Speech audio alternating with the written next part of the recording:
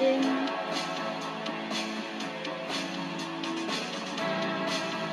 Kalabilirsin, pekala gidebilirsin.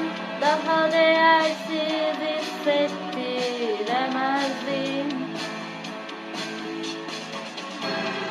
Çünkü ben ne zaman bir şey istesem bana verilen koca bir saçmalık. Bilirsen hata nerede, bilirsen hiç şaşırmam, kafamı şişirmem. Nasıl bir